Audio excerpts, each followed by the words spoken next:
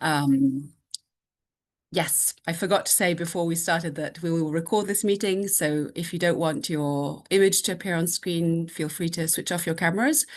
And if anyone doesn't agree with the recording, obviously feel free to leave. But we're doing it so that we can then share it with other people afterwards, and put it on our social media. So I was just saying we're all obviously aware of the rise of the far right across the world and the way the far right is weaponizing climate, the way it used to do with migration and asylum, and still does, because it's still a very effective tool in the toolbox of right-wing populism.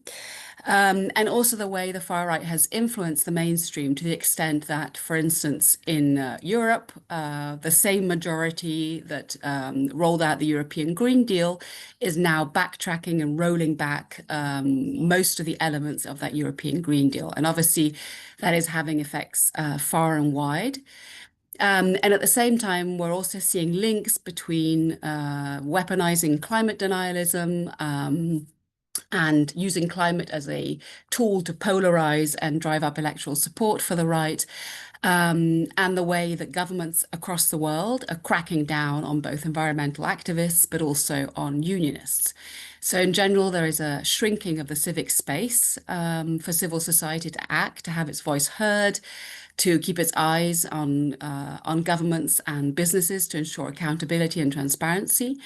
And this is affecting everyone. And in a lot of places, we're seeing legislation and policies and repression that are aimed in theory at climate activists, so primarily targeting climate activists, which are obviously affecting everybody else. And we'll hear from some of our speakers about how that is the case.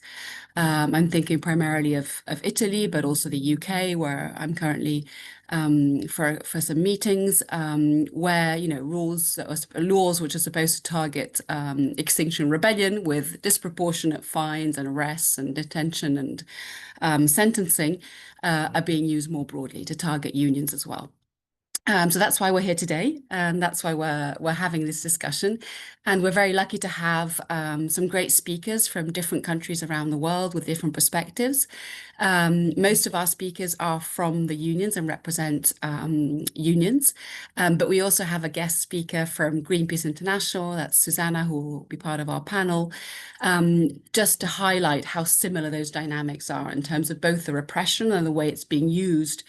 Climate and environment are being used to target civil society and to repress any form of dissent and undermine democracy in broader ways. So I'll start with a quick round of questions for our panelists, and it would be great if you wanted to say a few words about where you're from and also where you're based, to give people a feel of who we have in the room.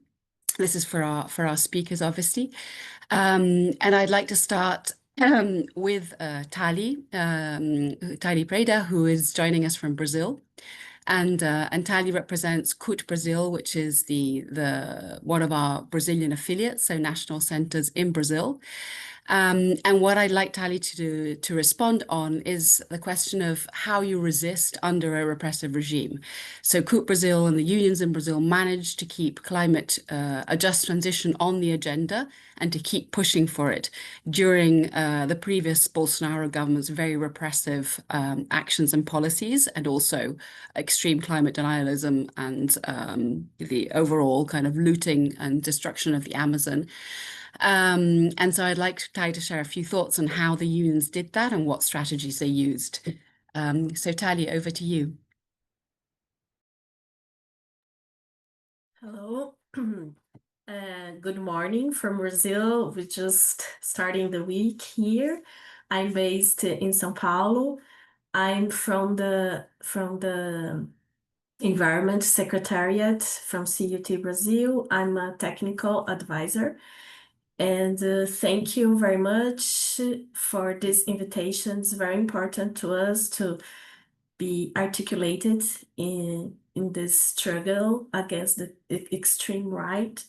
So I don't know exactly, Julia, if I will precisely answer to your questions, but I will say a little bit about how we deal with the extreme right in Brazil, considering our history of struggle for democracy, for unions' rights, workers' rights, not only in Brazil, but also in Latin America, and like what we see is happening in the global South. So it's for us, it's very important to say, as we discuss the extreme right, that I think we can affirm they're not interested in democracy. They can have good speech about it, but they are not plural. They don't accept anything unless the ideas. So CUT has the perception that just transition needs democracy. The efforts, planning, dialogue, investments necessary for a just transition cannot happen without the induction of a state. Although we affirm that's not all kind of state that we are in favor of. The minimal state, a neoliberal state, an authoritarian state that looks only to the interests of the market and of a minority is not good for us, the working class. So what we want is a democratic state in which the decisions and the power are built by the working class in its diversity. So CUT demands a just transition that guarantees popular participation. And that is why we include, when we say about just transition, that our struggle for democracy. This demand is built on the experience of and struggle of the working class, whether in Brazil or in other Latin American countries. We can affirm that our conquests, our rights, and even our electoral victories were only achieved through democracy. We know our democracies need and demands more improvement. We are sure that through democratic means that working class is able to make an impact in order to achieve emancipatory rights, social and labor policies. So for CUT, when we say about democracy, is not just as an idea, but practice, which includes a plural, participatory, and inclusive debate in which we know about all disputes that in society are put in the table and with different actors. So we need all the discussion is made explicit. So in this field, we envision a just transition in Brazil, conducted through a democratic state with broad popular participation, in which decisions and power are built by the working class. Generally speaking, it is the state's duty to seek to satisfy the public interest, the essential interest of a community. So if there is no democracy, we will not have just transition. After the coup in 2016, that took the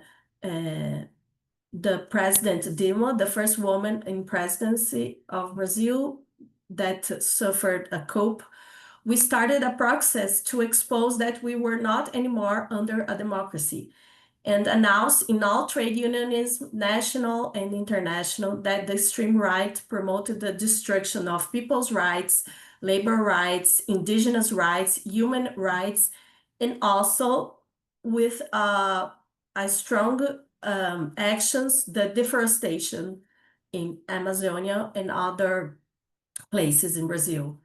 We did a lot of debate and promoted accessible information about climate justice, bringing the data connection to the struggle for labor rights, connecting the environment with the labor rights. We also exposed the privatization process, and public energy companies were privatized, and big constructions projects reaches territories in an authoritarian way, including through militarization. Companies promoted individualized dialogues, encouraging disputes within communities. So the extreme right, they failed in recognizing the actors, social actors, as subjects of public policies. So when they do that, this is, we cannot affirm it is that is happening a just transition. So I think, Julia, not for starting our discussion, I will stop here, and then later I can give more inputs, and also in discussion with the other participants. For now, I Thank think you so for much, Tali. That was really helpful. And also because you made the link so clearly also with a corporate dimension, right? Something which I didn't mention in the introduction was that a lot of these governments work in tandem with corporations, and there is a corporate takeover or vice versa, or a very close collaboration between the right and corporate interests. And they both pursue the same ends, right? So cracking down on women's rights, indigenous people's rights, freedom and democracy, as well as, carrying out deforestation, as you said, and attacks on the environment more broadly, but also on union rights like collective bargaining and social dialogue. So thank you. That was really, really useful. Simona, I'll now move to you as Julius is on the move, and ask you about the situation in Italy, where there is a far-right government in power at this moment, which is pursuing both inaction or rolling back of any climate action, is very much in favor of fossil fuels, obviously, and at the same time is rolling out very repressive laws targeting civil society. So, Simona, how are the unions in Italy fighting back against this? Thank you very much. I'm very honored to be here in this meeting organized by the Anti-Fascist Union Network. And first of all, I want to say a few words on European context, because in recent years, Europe has defined a sufficiently ambitious framework of role on climate, environmental, and sustainability. Even if it has always had a neoliberal approach, which we as CGL has contested, it has established advanced goal for reducing emission, timing and method of the energy transition, protection of biodiversity, and the fight against pollution. But now this context is crumbling.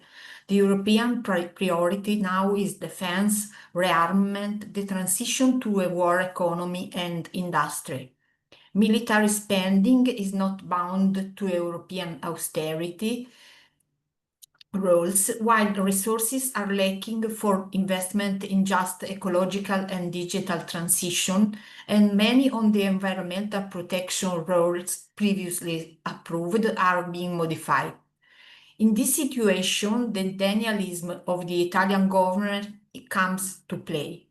Meloni government support the fossil fuel industry, increase gas and LNG import infrastructure, slow down the development of renewable energy, distributes European and budget resources to companies without environmental and social conditions, pushes for a return to the nuclear power already rejected in Italy by 2 referendums.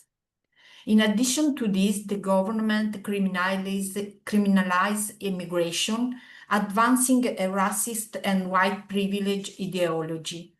Before Trump, it launched a program to deport migrants to Albania.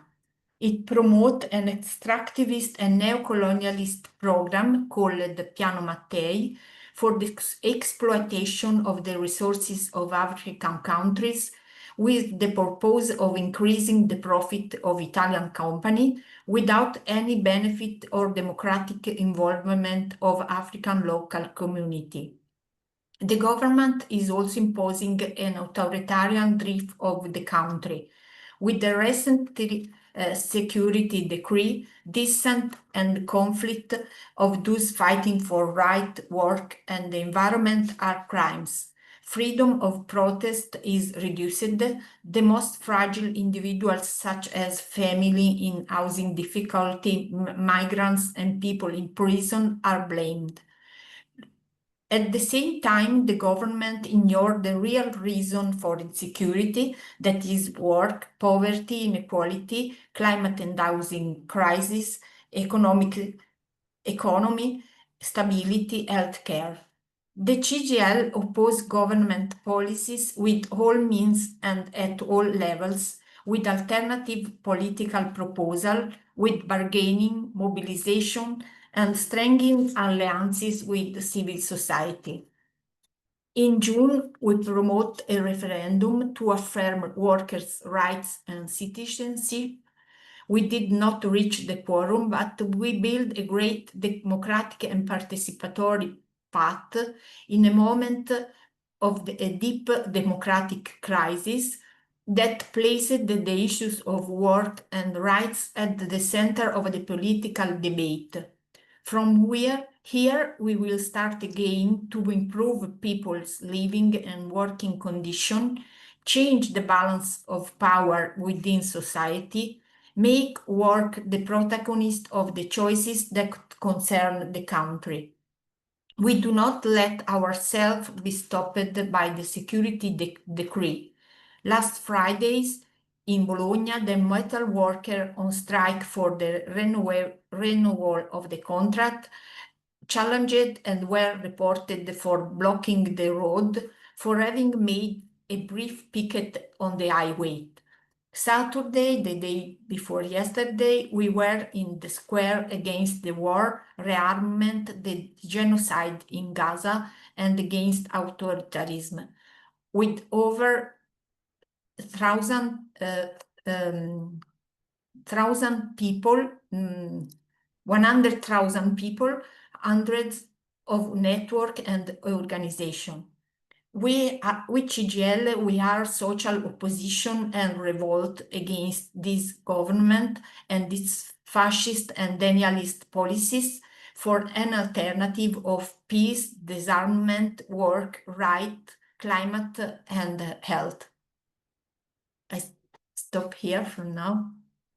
Thank you so much, Simona, and also for bringing some of those links with the other issue that the far right uses, right? So migration, obviously, war is excellent as a distraction and as a cause of terrible harms to both people and planet, but also for highlighting some of the tools that the right uses. So creating a sense of false insecurity, even in countries at peace, be it through saying that migrants are the source of job losses and job insecurity, or other external threats, and not addressing the root causes of economic inequality and the hardship that a lot of working people feel. So thank you very much for that, and also for the concrete example of repression in action with Italy's security decree and the targeting of the striking metal workers last weekend. So we'll move on to Susanna, who is, as I said, is our guest in this union meeting, not for the first time. She also joined us for the Just Transition Rising event that we had recently. So Susanna, I know that we all know that Greenpeace has been targeted in various jurisdictions through anti-SLAPP legislation and other types of legal attacks to try to silence one of the biggest and most important environmental organizations in the world. Could you talk us through some of those tactics from corporates and governments and how Greenpeace are responding? Thank you. For sure. Hi, everybody. It's a real privilege to be in this union space representing Greenpeace. Also slightly strange at times, I think, for many people on this call to be having one conversation together, but I really welcome it. My name is Susie. I work for Greenpeace International and I live in France, where it is also very hot. We have been, as an organization, facing quite a large number of what are called SLAPP suits, strategic lawsuits against public participation. In the last 2 years, we've had 5 really big ones, from Energy Transfer in the US, one of the world's biggest pipeline companies, from Shell, from Total, from Eni in Italy, and from Romgaz in Romania. Alongside other legal intimidation tactics. So not just intimidating our organizations, but also intimidating activists, ordinary people who take action because they believe in something, and then they find themselves facing fines or intimidation that are a lot higher than the law requires. And this is being asked for by the companies in question. But this kind of set of tactics is really not new. Journalists, unions, other organizations, all kinds of groups have faced SLAPP suits over the last few years. There's a real rise in the use of this legal intimidation tactic and the use of this kind of legal bullying. And I think this relates to what has been said before, which is that there is a bit of an emboldenment happening around corporate capture of civic space. You know, the idea that corporates can shut movements up is increasingly common around the world. So I think, you know, it's worrying for a range of reasons. It's super worrying for material reasons to Greenpeace to be the target of many of these kinds of suits. The amount that we are on the hook for in the US is 660 million US dollars. That's more than we have. So that's a material implication of these kind of suits. There's a super practical implication, which is that for any organization or individual facing a SLAPP suit, they're not really designed for the company to win. They're designed to silence you. They're designed to tie you up in legal tape. They're designed to intimidate you. They're designed to kind of throw thing after thing at you that makes you really question, is it worth going out and doing another activity? Is it worth going out to another protest? Is it worth going out and saying anything? Because maybe I will get slapped again. And so the practical implications of SLAPP suits are incredibly serious, whether you're an individual or whether you're the size of organization that Greenpeace is, or whether you are an even bigger organization. They are a very serious legal tactic. But really what I want to talk about is the movement implications of these SLAPP suits and the rise of these SLAPP suits.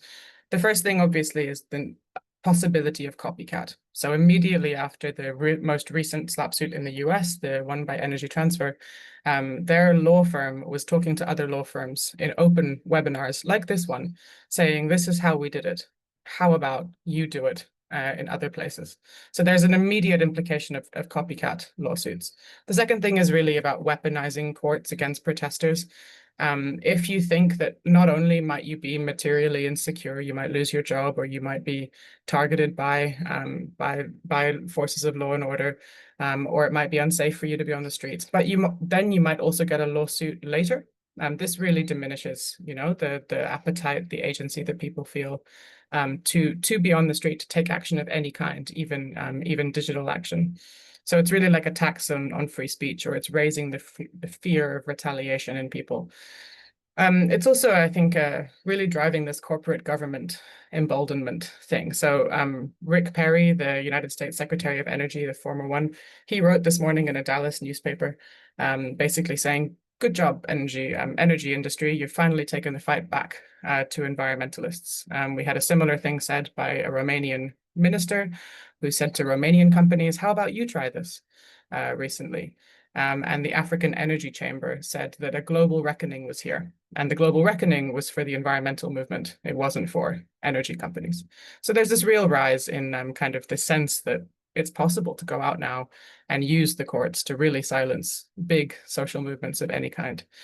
And I think the most important thing is that it really buries the original story. You know, the thing that we got slapped for in the US, the North Dakota access pipeline protests, that was the biggest indigenous mobilization that the US has seen in decades.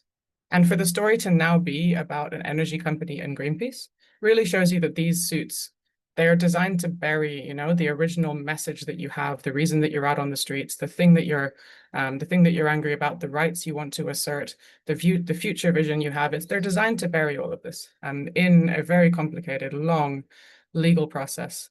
And so, yeah, they're very effective in one way, but I look forward to the next round because I think there's also lots of ways of fighting them and lots of ways of using them to show what is wrong with our systems nowadays. So I think we can come back to that, but I hope I answered your question, Julia.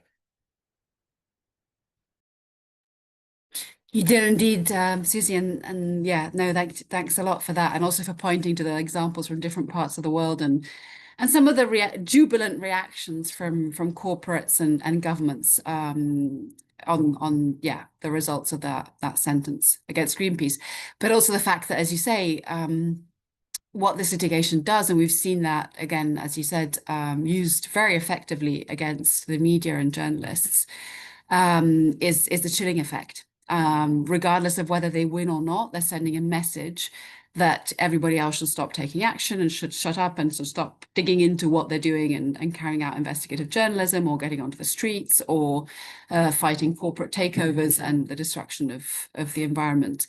So yeah, thank you very much for that. I think we can move on to Judas, hopefully with his camera, but if not, without. And my question to Judas would be similar to the one for Tali. So the Philippines also was recently under a very repressive regime, which was, combined extreme violence and repression against large parts of the population in its so-called fight against drugs, with a rollback of any climate action and extremely far-right politics. And so my question would be to Judas, how the unions fought back and tried to keep the issues of protecting workers' rights, civil society rights, but also the fight for environmental and climate action on the table. So Judas, over to you. Thank you, Julia. Well, for one, former President Rodrigo Duterte is already detained now at the ICC, and I think that by many ways is a victory for the human rights and trade union rights and climate action movement and the justice movement in the Philippines. Duterte started off with his war on drugs, and he used this as a vehicle for repression because eventually he used this as basis for claiming that there is lawlessness in the Philippines.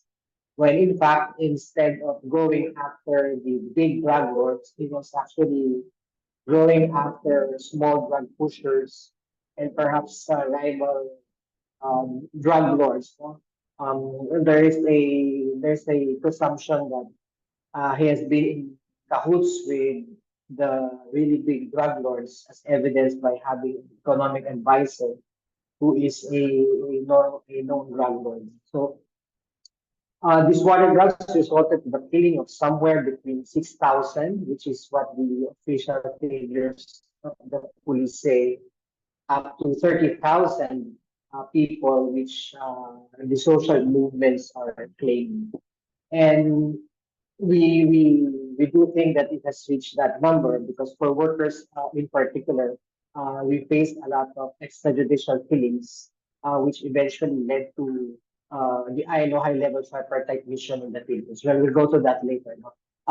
Using the drug war as vehicle for lawlessness, Duterte was also known for controlling media. There were at least two very prominent critical media outfits that he drove Julius, out. Julius, sorry. Yes. We're all struggling a bit to hear you properly. And I imagine so are the interpreters. I know you're on the move, but if there's any other way we can get your audio, maybe we can try. Okay, is this better now? Yes. Is better? Okay. Yeah. Thank you. Okay. I don't know what did you catch, but I tried to. Okay, as I was mentioning, Duterte is now detained at the ICC.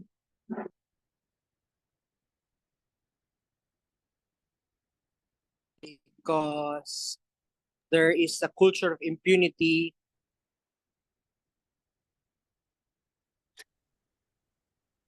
Julius, you're Even the breaking up now. Even the present government was not keen on getting Hague, but eventually he was arrested. Duterte. Sorry. Yeah, Is it no, okay sorry, now? Julius. Better? I and the others, I think, can understand you a bit, but for the interpreters, it's really, really hard. Do you want to try, yes, without your video? Okay. What about now? Is the audio better? It's a bit better, yeah. Okay, so Duterte used the war on drugs as the vehicle for repression.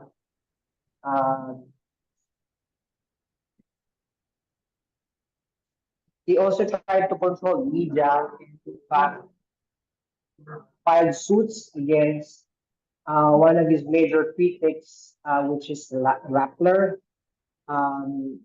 They were trying to charge them against in terms of ownership because they were claiming since in the Philippines it's illegal to have ownership in media. They were he made trumped up charges claiming that foreign ownership exists in Rappler, even if it does not. And then the other media outfit that was critical, ABS-CBN, their franchise was up for renewal, but he connived with his legislator friends to not grant the renewal of the franchise of the media outfit. So all these have led eventually to the passage of the Anti-Terrorist Act, which is again another means to weaponize the law against uh, dissent by workers and the social movement. And he prepared this in such a way so that when he comes up with his anti-union and anti-worker policies, there would not be much opposition. And in fact, that's what he tried to do when he called for the construction of Kaliwa Dam. Kaliwa Dam has been regarded by the Japanese as a project that would not do good. But with Chinese funding, we wanted to pursue this project. So a lot of workers groups and indigenous people groups tried to band together to fight the construction of Taliwan. Meanwhile, all of our power generation at this point is in the private sector's hands. The process of privatizing all of power generation has been completed, and sadly, uh, they even used one of the financing windows from the Asian Development Bank, saying that they're going to use it for transitioning coal-fired power plants to renewables, but actually, in practice, using the fund intended for transition to privatize the last publicly owned power generator. So what have we done? Trade unions, of course, we are a solidarity organization. And one thing we did is link the pressure that the Human Rights Council has been doing to the pressure that we did of the International Labor Conference, where we called for a high-level tripartite mission in the Philippines to look into the killings of trade unions, red tagging, and other blatant violations of ILO Convention 87. And while we called for the mission as early as 2019, the peak of Duterte's term, he kept on evading it. But eventually, when he went out of power, the mission was successful. It went here on January 2023, and almost all of the trade union recommendations were adopted by the mission. And we are now in the process of pursuing these recommendations to finally put the Philippines out of the list of the 10 worst countries when it comes to the global rights index. Maybe I'll stop there. Thank you, Julia. Thanks a lot, Julius. And yeah, maybe while we move on to the next round of questions, if you can try to find somewhere where we can hear you better, that will be much appreciated by the interpreters and by all the participants as well. But thanks, yeah, because I know it's a difficult situation with the rains where you are. So maybe just to summarize very briefly, and I hope I don't misunderstand or misinterpret some of what Judith said. But Judith was giving some examples of the Duterte regime, the previous government, and saying that obviously the fact that now he is facing prosecution from the International Criminal Court is a victory for human rights advocates and for unions and civil society, not just in the Philippines, but globally, because it shows that there can be accountability for crimes against humanity. And I think that's a very heartening reminder as we face massive violations of international law right now across the world and in the Middle East in particular. And gave a few examples also of the different kinds of repressive action that Duterte carried out, starting with the war on drugs, which actually targeted smallholder dealers rather than the actual drug overlords, and the Anti-Terrorism Act as well. And then Judith also mentioned, I think this is a very important point, the fact that any transition or pseudo-transition, climate transition, such as closing down the coal power plants, was actually done with the objective of privatizing all remaining public production of energy in the Philippines, which is now 100% privately owned, if I understood correctly. And that is another point that I know for lots of our unions in the global south, especially, but not only, is a very important point in terms of both energy access, but also for worker involvement in the production processes of energy and of clean energy in particular, as we hopefully move towards that. So yes, that's our first round of questions. We have another series of questions and then we'll open the floor. I've seen that in the chat there's already some comments and questions coming in, but there will be ample time for that. I'd now like to move to a section of the discussion looking more at not solutions, because I hate the word solutions and the fact that we keep being asked for solutions to these problems when we are not the ones creating these problems in the first places, we as unions, but also civil society organizations, but of ways in which a just transition, founded on democracy, on participation and coalitions with other civil society actors is actually happening. So Simona, I'll go first to you. And can you give us a few examples of how this is happening in Italy, despite the repression and despite the very strong role of corporations?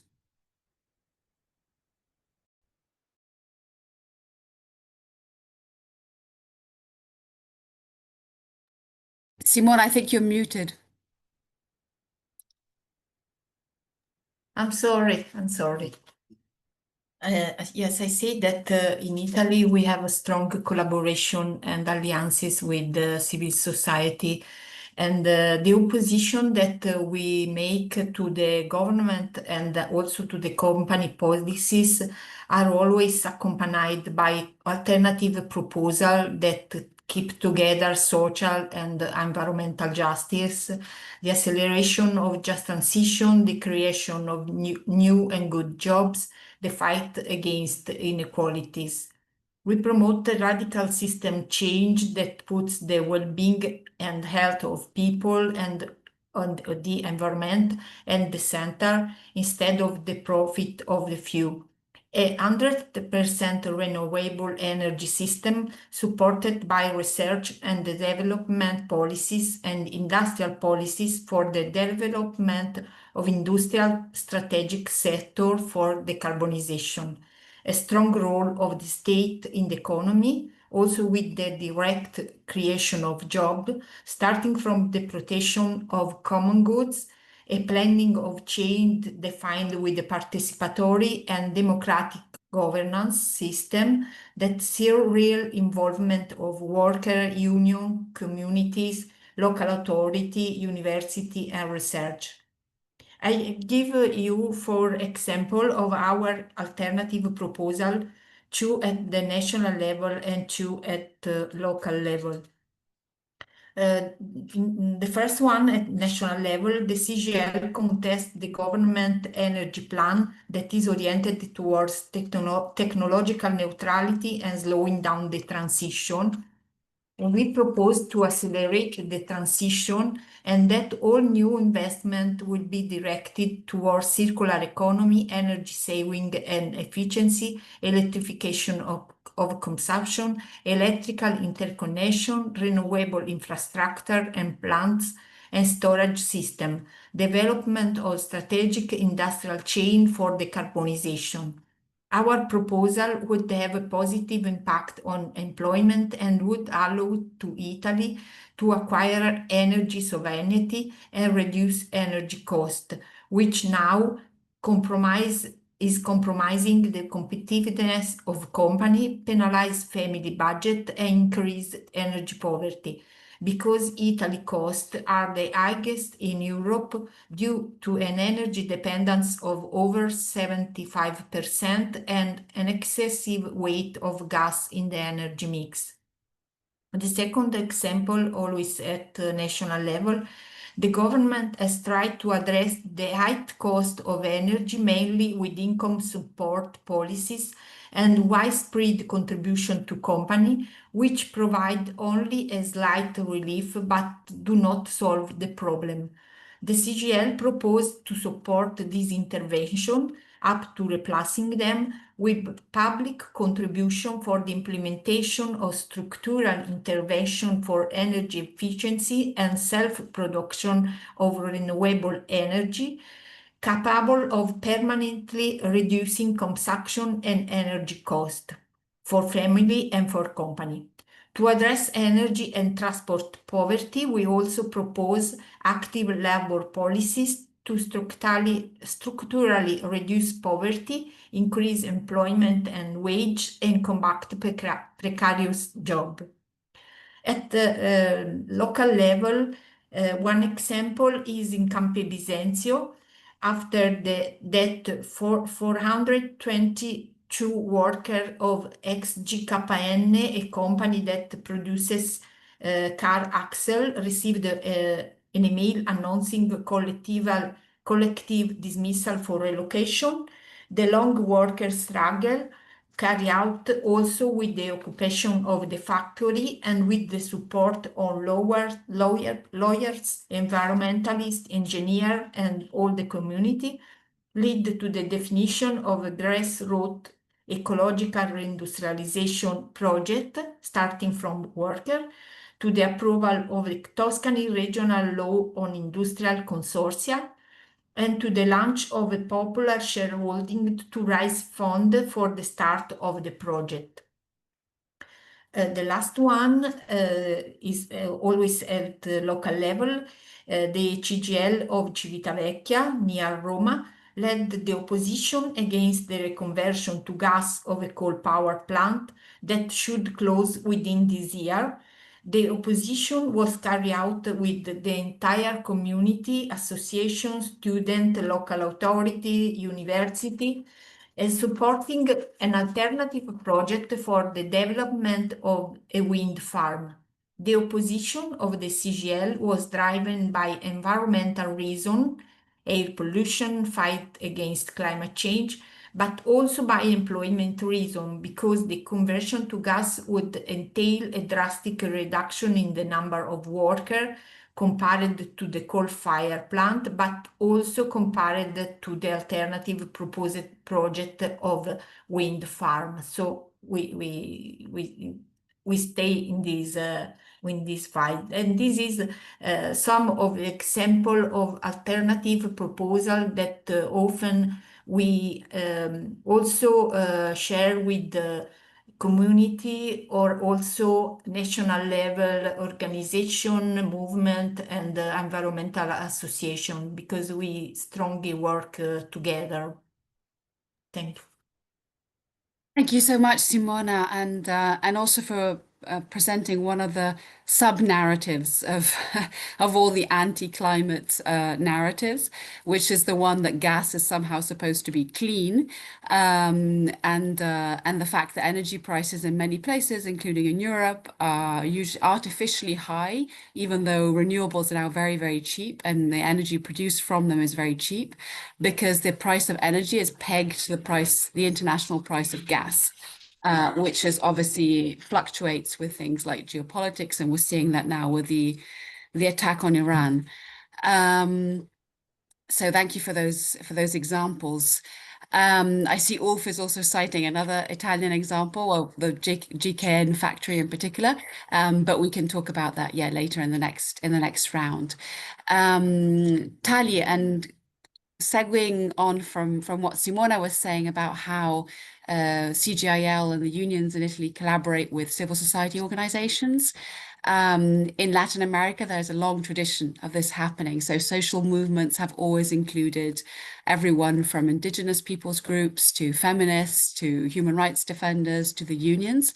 So can you tell us a bit more about this tradition and how the Action for Just Transition in particular is working as part of these social movements, and maybe answer also in this context, or we can come back to it later, the question before from Ioannis about how this will happen at COP, hopefully in November in Belém.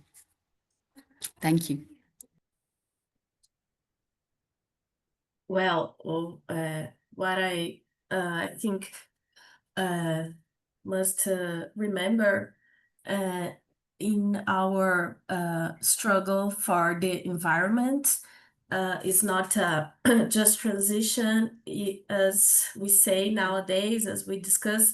It looks like a new concept, but we have more than 30 years discussed with the joining the union movement with environment movement and in the defense of the environment. So I want to bring for you, the legacy of Chico Mendes. I think probably you must know him. If I can I share this?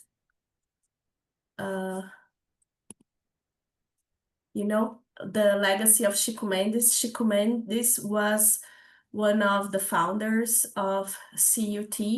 He was from the Amazon, and he made a big effort to put together the union movement, indigenous movement, the workers that lived in the forest, extractivist movement. And he had a famous quote. Filipinas. Sorry?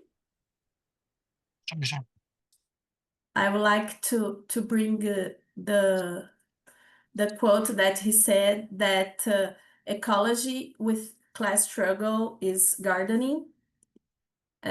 So this is Chico Mendes in the forest. I don't know if you can see him. And he was one of a trade unionist from the Amazon that was very important to build our legal framework to protect the environment. So was a trade unionist that put together a lot of actors struggling for workers' rights and also for the environment rights. So back here, and in this road, we have nowadays a president that Lula comes from the union movement and social movement, and he symbolized a lot of struggles, organizations, social movements, ideas. It's a whole set of expressions of the Brazilian people that allowed him to leave prison and lead opposition and beat Bolsonaro at the polls. We had a coup, is different from COP, a coup, and we got together with a lot social movements. We created a front, to translate, we can translate as Front Popular Brazil or Front of People Without Fear. It is an articulation of several social movements. our strategy was to make a dispute of the informative content about the extreme right in Brazil with an organization structured and well-defined communication strategy. These performances was only achieved because all organizations have capabilities to make up the front. And we had MST, parties, and CUT. And throughout the election, we together explicitly supported candidates from the progressive and popular fields in all country and organized big marches and demonstrations along all cities in Brazil.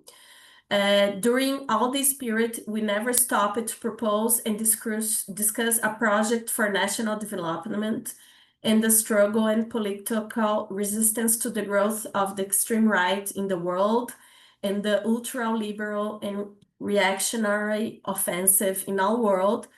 And as we discuss this, how it was happening in all other countries, as we have here, we discusses how the extreme right, these strategies in other countries could reflect also in our countries too.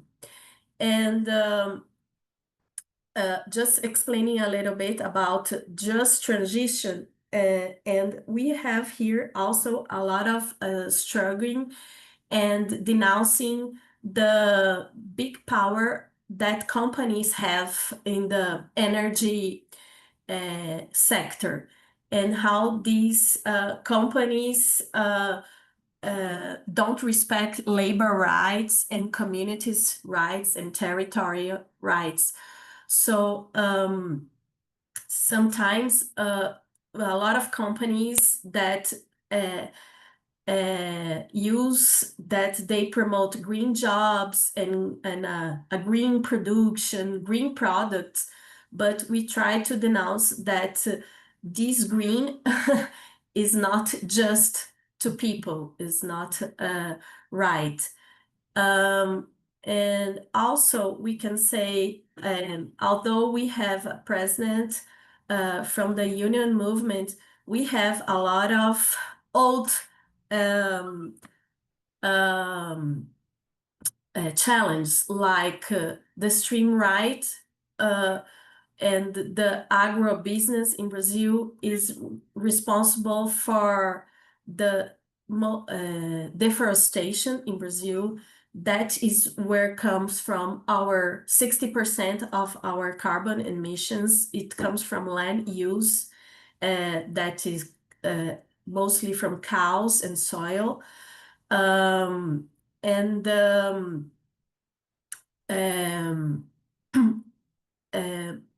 What our strategy and what we defend, that the just transition, and we only have enough power to struggle against the extreme right and also the power of companies and transnational companies, is also with the alliance with social movements from Latin America, and also with regional integration. Like before the COP30 2 years ago, Lula's government promoted a Pan-Amazonic Forum. And his discourse was that we only can present proposal to protect environment and promote actions if the global south and progressive countries are together, proposing together to make to pressure the north countries to finance and protect the environment. So I would like to add, answering the question, COP30, it's not really different. Our challenge is not a lot different from what has happened in other countries, other COPs, Azerbaijan, Egypt, what I can say here in Brazil, we are having a big alliance with all social movements to get at COP30 with a lot of proposals. Indigenous movements are articulated, and rural movements are articulated, and we from trade unionists must to get there together and to make our proposals strong. And although we have popular government, we have internal challenges. The extreme right has a lot of power in Brazil. And what can I say is that Lula's government is making a big effort to construct alternatives, not only at the COP30, but on other multilateral spaces like with Brazil, Russia, India, and China, and with the G20, trying to make a leadership and proposals against hunger and to protect the Amazon. And I think is that a little bit what I can say now. And what we are demanding very specifically in Brazil is that we have a big opportunity to construct a national plan for just transition. That is one of our biggest demands to the government nowadays. So thank you, and maybe I can answer more questions later. Thank you so much, Talia, and also for highlighting the point about greenwashing and how companies often engage in that in terms of whether they're actually meeting climate objectives. And the related point as well, that in a lot of cases there's a talk of green jobs and how many green jobs are being created, but people are not paying attention to. I apologize for the siren in the background. People are not paying attention to the quality of those jobs, right? So we have to push for good green jobs as opposed to just green jobs. And I think that's a crucial issue everywhere. And also the other, I think, very strong point that you made is the importance of social movements, but also of international solidarity, right? So just like the corporates span the planet and rely on globalization, we also can do the same and should do the same, helping each other, learning from each other, which is part of the effort today with this webinar, but obviously goes far beyond this. I'd now like to move to Julius, if he's ready, to give us a feel of what the unions in the Philippines are doing in terms of joining forces with others and really trying to educate workers to keep the fight up, both for democracy and also for climate action. Julius, if you're ready, please go. Okay. Okay. Can you hear me better now? Yes, thank you. Okay. Well, there has been a lot of things that has been happening over the past few years, especially, and I think one of the things that we have started or built upon is to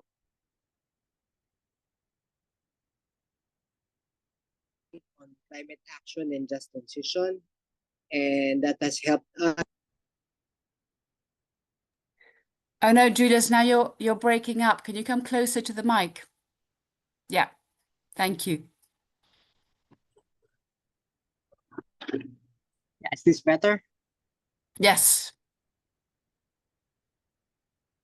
Maybe try, switching off the video and just keeping close to the mic, because then I think it will be fine. Yeah, it's better now.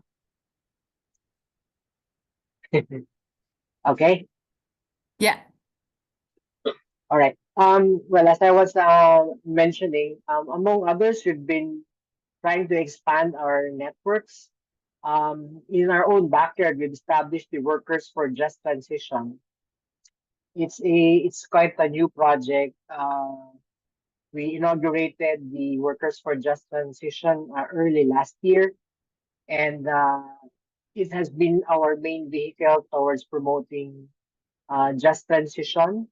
One of the main impediments we have is that we do not have a just transition law nor is there a just transition framework that government wants to go by. And if we are not successful in trying to mainstream the trade union point of view on just transition, then multilateral development banks like the ADB will succeed in mainstreaming their view of just transition, which is of course corporate, based on acquiring loans and adding on to the loans that we are already suffering from.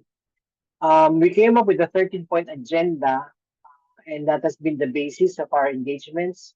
One of the main agenda items is to get trade unions, get them a seat at the Climate Change Commission, and the establishment of a Just Transition Commission, which is tripartite in composition. Um, when we do our multilateral and multi-stakeholder engagements, we take advantage of the networks under the Workers for Just Transition to also relate with civil society. We've been having a lot of conversations with civil society, and in fact, during the last COP, trade unions and the NGOs in the Philippines were able to work together. We have a climate change network, and aside from the TU NGO activities, we had our own activities within and among Filipino trade unions and civil society groups represented at the COP last year. Um, Another thing that we have done late last year is we have come up with a bipartite agreement on just transition with employers, with our employer counterparts. And I think this is one of the major breakthroughs that we have done. It is not every day that we would get employers to agree with us in coming up with a just transition framework, which is equitable. And as a result of this bipartite declaration on just transition, we now have a bipartite just transition committee, which among others will look into workplace-based just transition measures, joint advocacies for just transition at the sectoral, industrial, and then in the national levels. Another thing that we have been busy with is conversations with the CSOs. In fact, just last early May, we had a conversation with Greenpeace here in the Philippines, which is an effort to have a joint understanding on just transition. Mainly, it was workers and young people talking to Greenpeace and telling them what are our main asks and how do we view just transition and how to go about it. Of course, we also do a lot of government engagements. We barged into the human rights, the human resources green jobs development planning, which paved the way for mainstreaming a lot of trade union asks when it comes to the priority sectors for greening and for skilling and reskilling. And we got our unions involved, especially in the areas of transportation, agriculture, manufacturing, trying to mainstream just transition, um, and just transition trade union advocacies. And then while we wanted to gain momentum in terms of initiatives on addressing heat stress, um, government came up with a memorandum on addressing heat stress, but again, we're still in the process of engaging, especially our social protection institutions, to make sure that workers affected by heat stress would also get assistance in times of need. Of course, it's no secret that the Philippines is one of extremes. When it rains, it really rains hard. And then when it gets hot, it's really, really hot. So we want for our social protection system to be able to address workers' concerns around that. So in terms of other initiatives to educate our workers. We've been doing several publications. We did a short video explaining climate change and how it affects workers and why we need to promote just transition. And of course, making sure that when we try to promote decent jobs, that these jobs are also climate friendly. Thanks a lot, Julius, and also for pointing to the urgent need to tackle adaptation as well. I mean, we've mostly been talking in terms of climate change action, I think, thinking about mitigation, but obviously adaptation is key for a lot of sectors, things like heat stress, but not only. I mean, you're talking about, you're stuck in heavy rains in the Philippines, and there are issues around flooding, and that affects livelihoods and jobs as well. And also the point about how we as unions, but also civil society actors in general, we have to really often push to get into the rooms, right? To have a seat at the table, even though in theory we should be there and we should be part of those processes. So thank you for those points. We're a bit over time in terms of the panel, so I'm going to move on quickly to Susie to give us some thoughts in terms of working with other civil society actors and unions, and then maybe we can move to the Q&A and have some final thoughts at the end from each of the panelists. So Susie, over to you. Yeah, for sure. I will try to be quick. I think in terms of working between different movements here and between the environmental movement, unions, other social movements, in defending ourselves, I think one thing to remember is that only 32 countries have laws against SLAPP suits. 32 countries is a very limited number. These SLAPP suits can affect absolutely anybody. And there's a huge opportunity now to change that, we think. And so one thing that we would really like to reach out about to folks on this call and anybody else that anybody knows is, especially for global majority countries, we're looking for ways that we can tell a joint story about when oligarchy or corporates have attacked the movement in any way, individuals, big organizations, it doesn't matter, and when the pushback has had success. We really think that in this moment, people, living in this world right now, it's not full of hope all the time. And so we're looking to tell this story not as a negative story, but as a story of the power of resistance over time. I mean, we all hear about the times that it works, but many other times it doesn't work because protest is still super powerful and important. So one thing that we're trying to do is to build those conversations with multiple movements and other organizations in global majority countries. In the European Union, there is an anti-SLAPP directive that came into force in May 2024. And Groups International is taking the first case using it next week on July the 2nd in Amsterdam.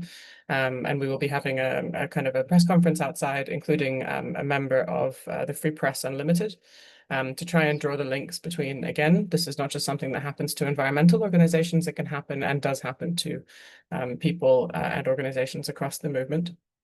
But there will also be 30 other organizations participating in an anti-SLAPP day of action across Europe next week on July the 2nd. I think a couple of those organizations are unions in some of the EU countries. But yeah, that's the call to action that is open for all member states of the EU. In general, though, I think our view now is that this is not a moment to limit ourselves to talking about specific attacks. This is a moment where we feel like activism, the importance of activism, is something that we need to be pushing across our movements and to all of our audiences.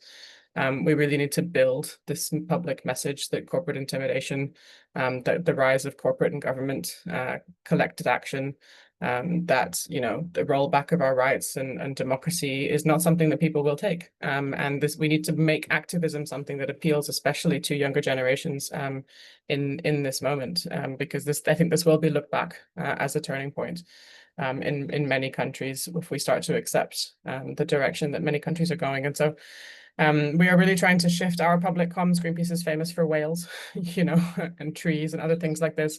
And we are trying to shift our public communications to be much more about the importance of activism, that now is a time to resist, that there's many ways that you can resist. They can be direct, they can be confrontational, they can be peaceful, they can be joyful. They can be at festivals, they can be with artist collaborations, they can be offline, they can be online. So we're really trying to reach out across different partners to share this sense of this call to activism, especially to younger generations, but also people who maybe have not been active to this point, and just woke up this year and thought, what on earth is going on when you read the news around us? So we're really trying to appeal to those people. But really, you know, the last thing I'll say, there's a very national or regional flexibility to this, you know. So if it's the far right in some places that is really the threat, then appealing to people on the basis of that works. Some countries, oligarchy is a really big topic of conversation for our colleagues in Indonesia. This is the way that they would talk about the need for activism. It would be activism in the face of oligarchy. In Central and Eastern Europe, it's often about the collection between corporate and government. You know, you can't tell which is corporate and which is government sometimes. And so this is really the biggest thing that I think is important for us to be doing in this moment. And it's what Greenpeace is trying to say in every space, is that there is no, you know, there is no justice without collectivism. And as you very rightly said, Tali, ecology or environmentalism without class action is really only gardening. And so we are trying to live this in this moment, even as we fight against all of these really big cases. So thank you for the platform, the opportunity to talk. Thanks a lot, Susie, and also for highlighting the call for action next week. And yeah, I guess this is also an invitation for others to join who are here in this call, in that call on the 2nd of July. And also for, yeah, you know, pointing at the need to mobilize people who may be ready to be mobilized, but don't know how and why and if to, you know, who to turn to. And for the need for that, right? Because, and I think that's vital as well for the union movement, because the union movement is in many places in the world quite old in terms of its membership, and we desperately need to convince young workers that unions can offer, you know, a way to push back against precariousness and the destruction of their livelihoods and the economic insecurity that they're under, which makes the idea of a transition often so scary and leads to some of the support for the far right. So we'd like to move to the Q&A at this point. I know that Ulf from Sweden had signaled quite a while ago that he'd like to raise a few points, and with a question to Simona in particular. But Ulf, yes, please take the floor so you can raise those yourself. Okay. If you're ready and able. There you go. Okay, thanks a lot. And first of all, Julia, thanks for organizing this event, and thanks for all the presentation on this, I would say, extremely tragic but important subject.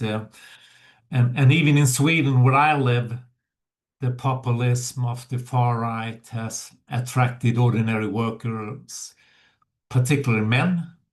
Today, approximately 1 in 4 male workers affiliated with the Swedish Trade Union Confederation, LO, which organized the blue-collar workers, vote for the Swedish Democrats, a party with roots in narcissism, something I never imagined to happen here under my lifetime. But I'd like to highlight another aspect concerning the far right's success, particularly among ordinary blue-collar workers, and that is related to gender, Julia. Women have been effective at articulating and strengthening their fight for equality, for equity, and a sustainable world through various women's network and to empower themselves for a long time. But this is not enough.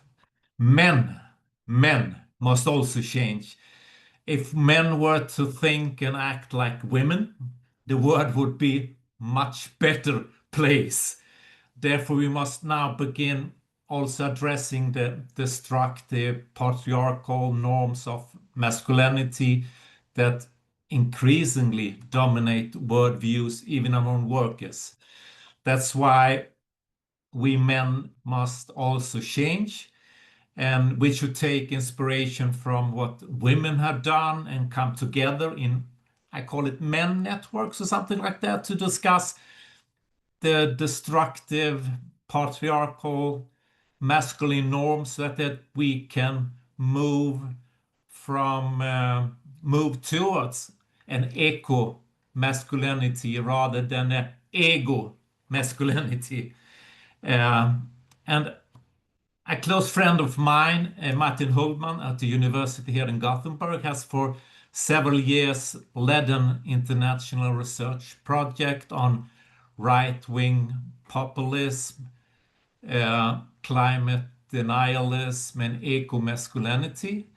The center is called the Center of Studies of Climate Change, Denialism, C-Forced, and it brings together around 40 of the world's leading scientific experts in this field. I will provide you with a link to their website later in the chat function. And Martin's research on industrial breadwinner masculinity, so-called IBMs, provide a crucial lens to understand why segments of the traditional working class, and particularly men in industrial sectors, are drawn to far-right nationalist party that often also promote climate denial.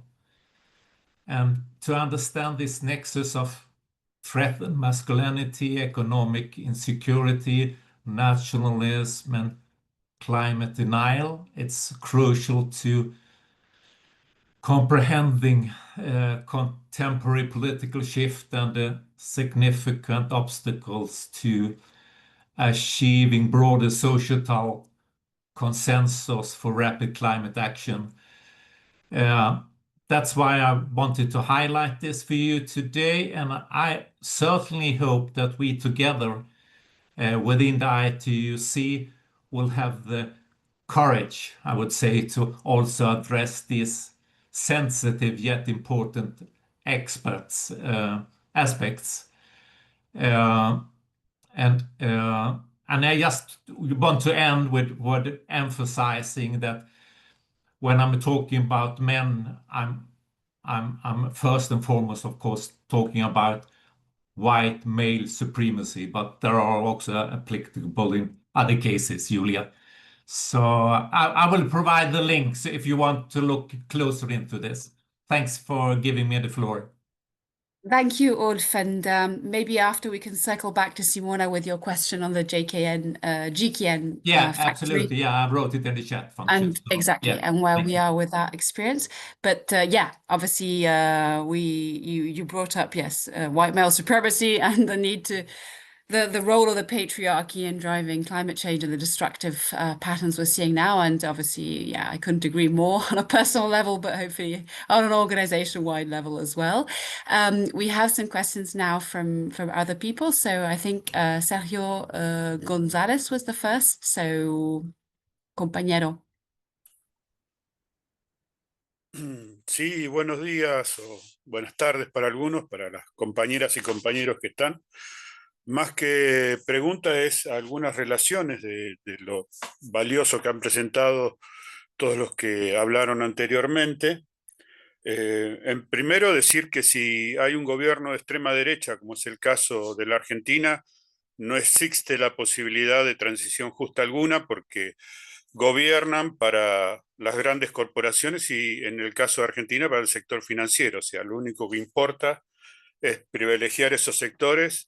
Entonces ahí queda fuera cualquier cuestión ambiental, cualquier cuestión de derechos humanos y demás, como está pasando en la Argentina, ¿no? Y también acá yo creo que hay que poner sobre la mesa el descreimiento general en todo el mundo del sistema democrático, que hace que vuelque trabajadores a la derecha en función de rescatar algunos, o sea, con mentiras de rescatar los derechos que se van perdiendo por administraciones frustradas de gobiernos progresistas y demás, como pasó en la Argentina. Frente a esto, la represión y el usar los tribunales como arma, como dijo la compañera de Greenpeace, está presente. No es nuevo, esto es lo que le pasó a Lula, lo que le está pasando a la mayor líder de la oposición en la Argentina, que está presa hace unos 10 días, y frente a la movilización popular de casi 1 millón de personas de distintas, de todas las organizaciones sociales y políticas que se enfrenten al gobierno, un abanico muy grande organizado para denunciar esta persecución, el gobierno sacó un decreto cambiándole las funciones a la Policía Federal de Argentina, permitiendo detenciones arbitrarias, intervención de las redes de Internet y demás, sin orden judicial. De hecho, en esta movilización detuvieron enorme cantidad de transportes que venían de distintas provincias a reclamar a Buenos Aires. O sea, estamos en una situación más que compleja. Y también relacionarlo con que estos gobiernos, por ejemplo, en Latinoamérica, que son perseguidos por el lawfare, no sé si hablo bien en inglés, pero así lo nombran los medios de comunicación, están también perseguidos por los grandes medios de comunicación que pertenecen a corporaciones, a veces nacionales, pero con muchas relaciones en los negocios internacionales. Y acá entra lo que decía Simona, de las empresas europeas que van a África. No van a África solamente a extraer sus bienes, sino a Latinoamérica, y promueven y se asocian, como en el caso de la premier italiana, a gobiernos desastrosos como el que tenemos en la actualidad en la Argentina. Creo que es grave la situación. Entonces, mi pregunta es si tenemos que accionar directamente, sin tapujos, en el movimiento obrero, a lograr que esos gobiernos, que no llegue la extrema derecha al gobierno, como decía acá el compañero que habló antes que yo, porque sin duda no tenemos posibilidad de discutir nada. Nosotros con el gobierno, la gestión anterior del gobierno, habíamos hecho un plan de adaptación y mitigación al cambio climático muy intenso, muy colaborativo. Teníamos un consejo asesor externo que formamos parte de los sindicatos también para plantear cuál era el plan de gobierno para muchos años por delante. Llega un gobierno de derecha, votado también por los trabajadores, hay que decirlo, y tira por la borda todo eso. O sea que lo que yo pregunto es si tenemos que tener una acción más directa hacia los partidos y demás progresistas en el apoyo, como decía Tali en Brasil, porque si no, después podemos hablar mucho, pero ellos cierran todos los oídos y van solamente a hacer negocios, inclusive en posiciones absurdas como la que tomó ahora el gobierno argentino en apoyar esta ridícula guerra, no, este negocio de la guerra que se ha lanzado entre Israel e Irán. Nosotros en Latinoamérica tenemos una política más que reconocida de ser un lugar de paz y de no intervención en conflicto externo, y sin embargo, hasta ese punto llega la locura de los gobiernos del gobierno ultraderecha de la Argentina, ¿no? Meterse en una guerra totalmente ajena con consecuencias nefastas seguramente para nuestro país.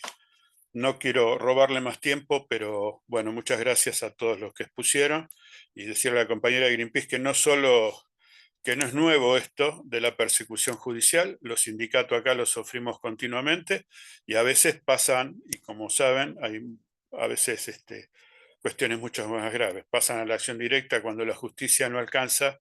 La violencia directa también es un arma para contrarrestar los movimientos sociales. Gracias a todos. Muchas gracias, compañero. And indeed, in Latin America, it's the only place in the world where there isn't a war right now.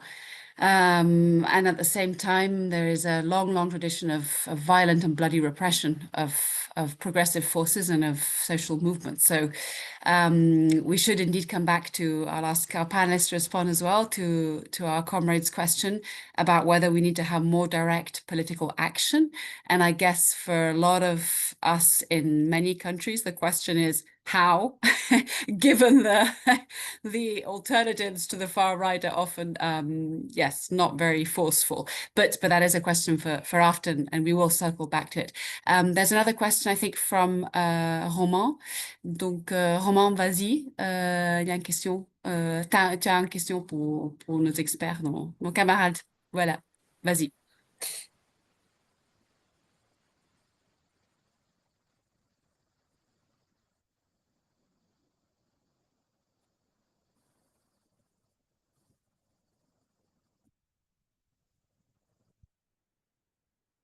Maintenant, ça marche?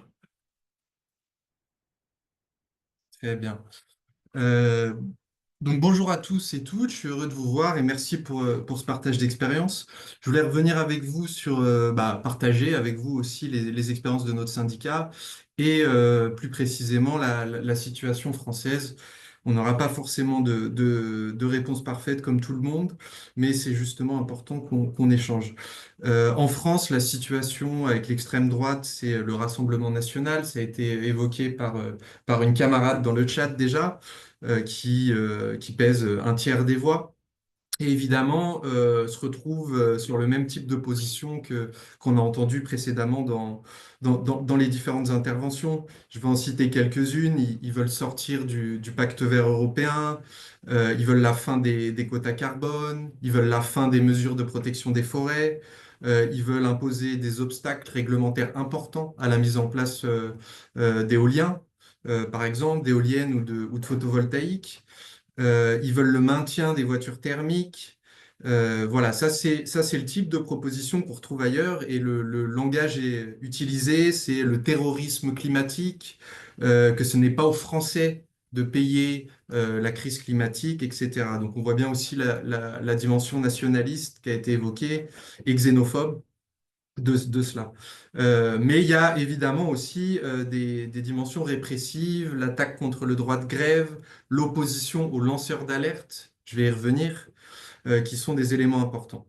Mais ce que je voulais souligner, c'est dans le chat, ça a été dit, c'est qu'aujourd'hui en France, comme partout en Europe, on voit que la droite s'associe à l'extrême droite, en particulier sur les questions environnementales. Et de fait, on a déjà en France un certain nombre de politiques qui sont menées, qui sont d'ordre répressif sur toutes les luttes environnementales. Alors, je ne vais pas aller sur les luttes des ONG, mais juste deux exemples, nous, au niveau syndical, de ce qu'on a pu observé récemment. Il y a eu déjà des agressions régulières des agents de l'OFB, qui est l'Office française de la biodiversité. Alors, c'est des agents de l'État qui s'occupent des missions relatives à l'eau, aux espaces naturels, à la flore et à la faune sauvage. Et ces agents ont été agressés souvent par des militants d'extrême droite ou des agriculteurs d'extrême droite. Et il y a eu une très faible réaction, voire un soutien passif du Premier ministre français à ces agressions d'agents publics. Donc évidemment, nous, il y a eu des grèves des contrôleurs de la biodiversité, mais là, on est typiquement dans le type de politique d'extrême droite sur l'environnement, c'est-à-dire un climat répressif fort. Un deuxième exemple qui concerne cette fois une dirigeante syndicale d'une entreprise qui s'appelle SEB, qui fabrique des poêles et qui a dénoncé avec son syndicat l'utilisation de polyfluoralkylés. Donc désolé pour les traducteurs et traductrices. En français, on appelle ça le PFAS et c'est des polluants éternels. Donc c'est à la fois extrêmement dangereux pour les travailleurs qui sont en contact quotidien avec ces produits-là, mais aussi pour tous les usagers. Donc, les demandes syndicales donc, qui sont dans l'expression du mandat syndical sur la transparence de la dangerosité des substances chimiques ont été punies par l'employeur par un avertissement à la syndicaliste en question. Voilà, pour conclure, je voulais partager avec vous, parce que ça a été dit, comment nous on envisage les réponses syndicales qui doivent être apportées à cette situation. Et je m'inscris évidemment dans pas mal de choses qui ont été dites avant. La chose centrale pour nous, c'est effectivement d'associer la question sociale et environnementale. C'est fondamental. Il faut qu'on arrive à lier les deux. Donc nous, on a des propositions autour de ça, qu'on organise ce qu'on pourrait appeler un plan transition juste syndical. Donc c'est des droits d'intervention des salariés dans les entreprises, la protection des lanceurs d'alerte, qui va devenir un élément de plus en plus important. Nous, on défend la planification au niveau local, au niveau régional, au niveau national et international, évidemment. Et aussi, autre grande revendication, je ne vais pas toutes vous les faire, c'est les conditionnalités des aides publiques. Mais comme ça a été dit, on n'a pas toujours le temps et il faut des réponses parfois dans l'urgence. Donc nous, on a quelques exemples, surtout des exemples qui se passent en ce moment avec les plans de suppression d'usines et d'emplois liés à... Il y a plein de facteurs dans la crise économique et souvent l'aspect environnemental passe aussi à la trappe. Donc on a par exemple un exemple récent. Nous, en fait, on essaye de faire des plans alternatifs qu'on construit avec les syndicats dans les entreprises qui sont concernées et des plans alternatifs qui tiennent ensemble la dimension sociale et la dimension environnementale. On a un exemple de victoire récente, c'était une papeterie donc, qui faisait des productions de papier, la chapelle d'Arblay. Et en fait, suite à la fermeture de cette entreprise, ils voulaient construire des grands centres immobiliers qui étaient anti-écologiques, qui créaient très peu d'emplois. Et pendant plusieurs années, il y a eu une bataille pour en fait transformer cette papeterie en centre de recyclage du papier, qui est un élément clé pour baisser les émissions de gaz à effet de serre. Et on a réussi à obtenir là, la semaine dernière une victoire. Donc ça a mobilisé à la fois les salariés, à la fois le territoire. On a travaillé avec des ONG. Et ça, c'est des réponses concrètes parce que les travailleurs n'ont pas le temps de se poser 10 000 questions. Ils ont besoin de préserver leur emploi, donc on défend ça. Pour conclure et rebondir sur ce qu'a évoqué mon camarade de la CTA, Sergio, que je salue, c'est la réglementation des firmes multinationales est fondamentale. Donc il y a des attaques, encore une fois, menées par la droite et l'extrême droite sur le devoir de vigilance, qui était une loi française, qui est devenue ensuite une directive européenne et qui permet précisément de commencer à imposer des réglementations, des contraintes à ces multinationales qui, si on ne légifère pas autour de leurs pratiques antisociales et anti-environnementales, on aura bien du mal à construire des alternatives telles qu'on le souhaite dans le mouvement syndical. Donc voilà, je vous remercie de m'avoir écouté et encore merci à toutes et tous pour cet échange. Merci beaucoup, Roman. Et tu as évoqué en fait une série de questions super importantes, notamment le fait que plusieurs, disons, initiatives législatives de l'Union européenne récentes sont en train d'être complètement démantelées. Donc, soit la European Green Deal, soit en fait les lois sur le droit de vigilance, donc ce qu'on appelle en anglais due diligence. Et ça par l'effort aussi du gouvernement, parmi lequel le français, le gouvernement d'Emmanuel Macron.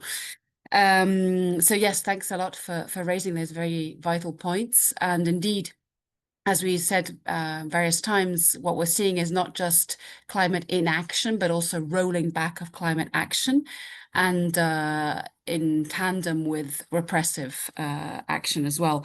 And Romain also highlighted a very important point, which I think all our panelists will probably come back to, which is the fact that we're talking about the far right here today, but in a lot of instances, as I said in the beginning, the right or the center or the mainstream or whatever you want to call it has adopted these policies, these positions, these narratives wholesale. And that's what we're seeing from the very highest levels of the European Commission with Ursula von der Leyen and her European People's Party rolling back the European Green Deal and the due diligence laws. But also, Romain mentioned repression, and I'm currently in London, and the Labour government is happily locking up climate protesters, anyone demonstrating, well, not anyone, but people demonstrating in solidarity with the genocide in Gaza. And people are being sentenced to very long prison sentences as a consequence. And this is, in theory, a progressive government. There's one more question from Marta, Marta Stencil from the C40 Cities Alliance. And then maybe we'll come back to our panelists. And then maybe just before we go back to the panelists, I see also that our comrade Rokaya, notre camarade Rokaya est en train d'écrire plein de commentaires dans la chat. Donc, Donc, si toi aussi tu veux prendre la parole, on est vraiment preneur de tes commentaires en direct. Merci. Marta. Thank you very much. Apologies, my connection is a little bit funny, so I'll stay off camera if that's okay. Thank you very much, ITUC colleagues, for inviting us to this important webinar, and thank you to all the panelists for their contributions. As Julia mentioned, C40 is a network of cities, so I'll probably I'll try to go back to the local level with my question to all the panelists. And thank you very much for your contribution on the importance of working across social movement and strengthening partnerships between workers and the civil society and the global solidarity. I suppose, you know, us working with cities and seeing some of the levers that our cities have to implement climate action and to advance just transition, I would be very keen to learn from our panelists how they see that partnership between workers and local governments, especially where local governments are in opposition to their non-democratic national governments, sort of advance in order to counter climate denialism, in order to advance just transitions. Very, very keen to learn from our colleagues from Brazil, the Philippines, from our colleague from Greenpeace, in terms of what can make these local government and union and civil society partnerships effective in helping to advance sort of global and national just transition ambition. Thank you.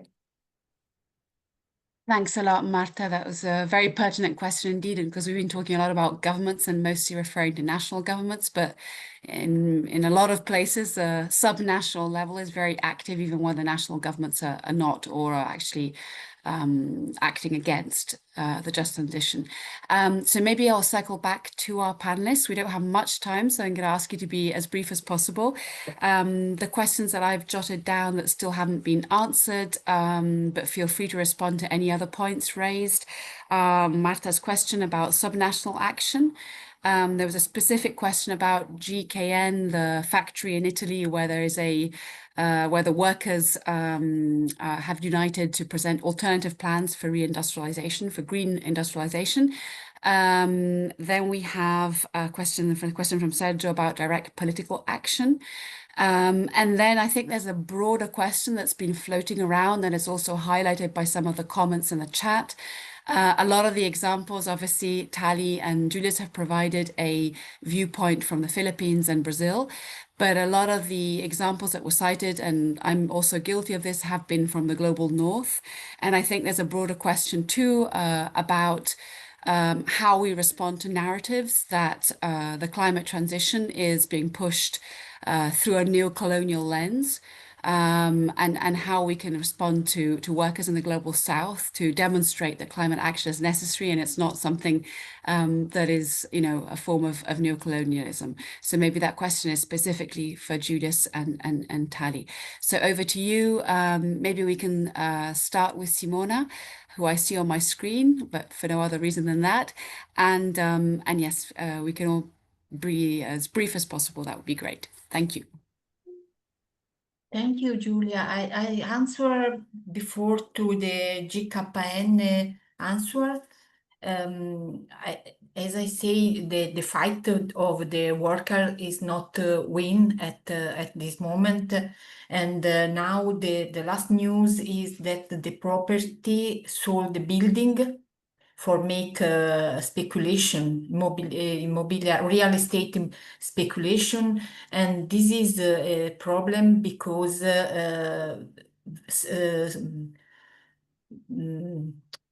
solding the building, there is a problem for the restarting of the production, also with the new project that worker has done for the ecological reconversion of the production.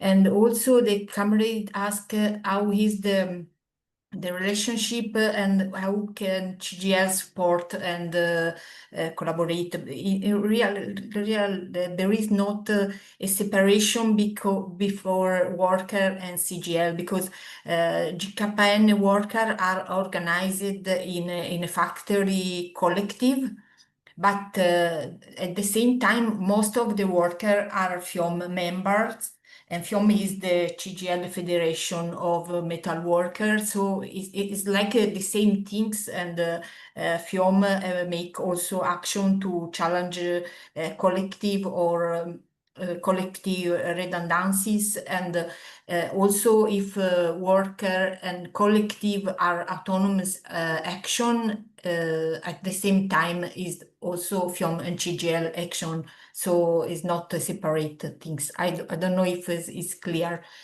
And I would like also to ask to answer to Marta. I think that the alliances between trade union and local authority, when there are the same idea of the reconversion, is really important. Also, as I say in the example of GKN, when the Toscana region approved a law for the conversion of in public consorces for contrast delocalization, or also in Civitavecchia experience, when trade union make his fight also with the support of local authority at regional and local level. So this is a good things, and I have also other example, but I think there is no time. And I don't know if you, Julia, you think there is also some minute for how we can contrast the dominant narrative that keep a contrast between environmental and work on the, or I stop here? I think that was, the broader question for all of us. And I think you've answered it as most of us have been trying to do. We can circle back if there's time, but I'd like to make sure that everybody gets a chance to respond to the points. Okay. Yeah, it's good. So for now, thank you, Yes. Simona. I'd like to go maybe to Julius, and then we can have Susie and Tali to respond and wrap up with their points. So Julius, please go ahead to respond to any of those questions and points that were raised that you would like to respond to. And again, we only have about 12 minutes, so as briefly as possible, unfortunately. Thank you. Okay, I think it's really possible to work with local government units. Our union, the Federation of Free Workers, has some experience in this regard. Like there was a big problem concerning the local government and the waste sector.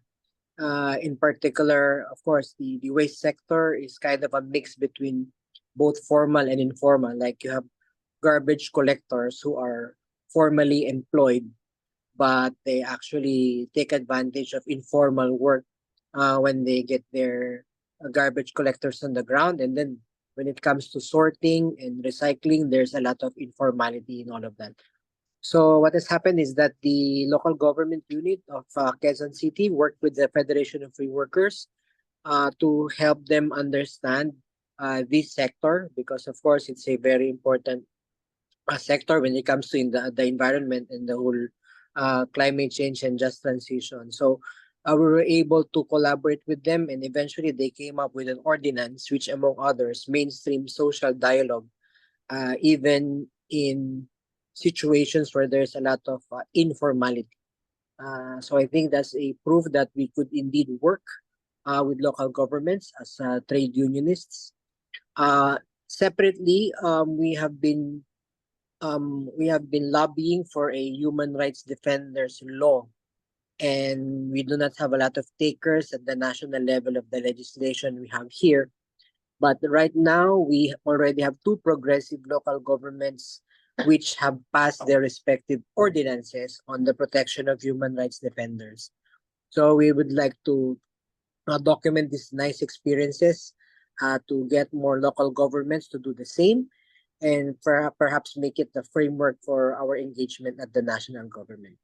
When it comes to the rise of right-wing governments, I think what a lot of these rightists and fascists have done successfully is to invade the spaces that were traditionally for progressive groups, for trade unions, and civil society. One thing in particular is that the party list system, for example, in the Philippines, used to be a bastion for marginalized representation, like workers, women, etc., etc. But now oligarchs have taken over. They made it an extension of the political dynasties, and they run for party list representatives under the pretext of being regional groups or of groups of marginalized people. But if you try to look at their nominees, they are definitely not marginalized. On the other hand, we see the National Task Force to End Local Communist Armed Conflict. This is a creation of the executive. It is composed of the different security forces and intelligence agencies. And while they say that they are for the promotion of peace, what they have actually done is red tag a lot of activists, including workers, demonize unionism, and make it appear that if you have dissent, even if it's legitimate, you are a terrorist. And this has been going on since Duterte's time. We thought that it would end right now during Marcos, but it continues to exist. And perhaps the last point that I would make is with regards to multilateralism. We have wanted the UN and its agencies to promote human rights, but what has happened is that the corporates have taken over the UN. There's a lot of question about multilateralism now. And of course, we have rightist governments that are attacking UN at its heart and questioning human rights. I actually came from a regional forum on sustainable development goals where governments were questioning civil society for linking human rights with the sustainable development goals. So we really have a lot of work to do. We have to shift the narrative, and we need to unite. We need solidarity between and among workers and civil society organizations. Thank you. Thank you so much, Julius, for those excellent points. And yeah, so much to unpack there, but not enough time. Susie, over to you. Thank you. Yeah, some really great questions have been asked here. I think this is a really fascinating conversation. The thing for us that I keep coming back to is what Marshall Gans, the very famous organizer, said about what happens when you combine anger and fear, you get hate, and when you combine anger and hope, you get courage. And I think that what the right wing in particular does very well is sell a version of hope, not the hope that we would believe in, but they communicate on values all the time. They communicate on safety, they communicate on community, they communicate on pride, on courage. And I think in answer to the big question that I think has been asked by everybody on in this call, you know, what can we do to push back in this moment? I think the answer is to try to reclaim some of those values. If the value of community means what the right wing says it means, then no amount of policy work is going to make an impact. So I think that for me, the thing that I would hope that Greenpeace begins to do more, but I think that in general, the movement can do more. Unions have always been incredibly good at this, but I think we need to do it more and more with bigger audiences, is to communicate on the basis of values. Because I think everybody looking around now is pretty angry about the state of the world from whatever point of view you start from. But if you combine fear with that anger, then what you get is hate. And we need to combine hope with it instead. And in order to do that, we need to communicate in the same, or fight for the same values frames that the right are using in as many countries as possible. I think we can do that together. Our different agendas and goals aside, we can do that together. And I hope that we do. Thank you. Thanks a lot, Susie. So Tali, over to you.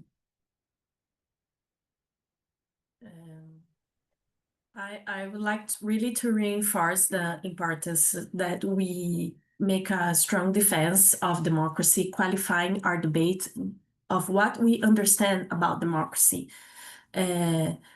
Because a lot of the extreme right says about democracy, but it's not a qualified debate. And we need more social participation, we need plurality, diversity, and just transition we only achieved with democracy.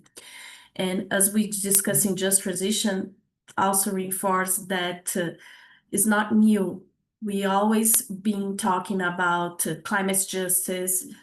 Just transition is will only be possible with decent work, with social justice, and also with democratic access to energy. So we still have a lot of people in Brazil without access to energy. And also, we need to fight against corporations, the power of corporations in democracy, and also when they talk about the environment. The biggest environment crimes that we had in Brazil were in the mining sector. It was caused by a company that was a public company, and it was privatized. So, and nowadays, movements and communities are fighting for their rights. So they have a lot of power, and we need to denounce the power of these companies that they go against human rights and the environment. And also we need to act, any action, organization inhibit the extreme right, and rebuilding our legal frameworks, labor rights, and also with solidarity and regional integration is very important. I will never forget something I heard in 2000, I think 18. Angela Davis, this activist from United States, she came to Brazil in a social forum for solidarity for Palestine. And she came to our workshop. We were discussing women's rights in Palestine. And she said, I'm here because international solidarity was very important to me when I was in prison. It made a lot of pressure to put me out of prison in that moment. So she was always in international solidarity movements. So that's why we must never stop to be in solidarity with others, people's rights, including if they're far away from our territory. So thank you a lot for this seminar, for this very rich exchange with you. We're still together. So, solidarity. Thank you. Thank you, Talia, and also for that beautiful conclusion. I won't add anything. We can end with those words you cited from a powerful woman of color, Angela Davis, and how they were echoed by you.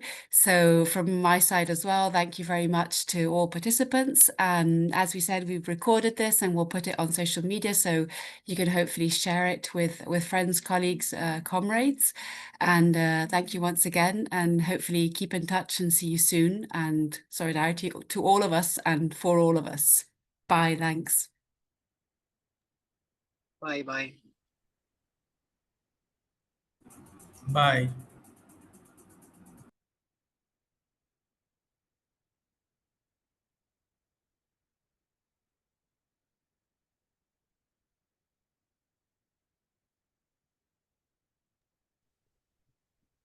Thanks a lot, Julia. Bye-bye. Bye, all. See you soon. Yes. And merci beaucoup. Thank you. Gracias to the interpreters. I forgot to say that, but we are forever grateful. Always. Thank you.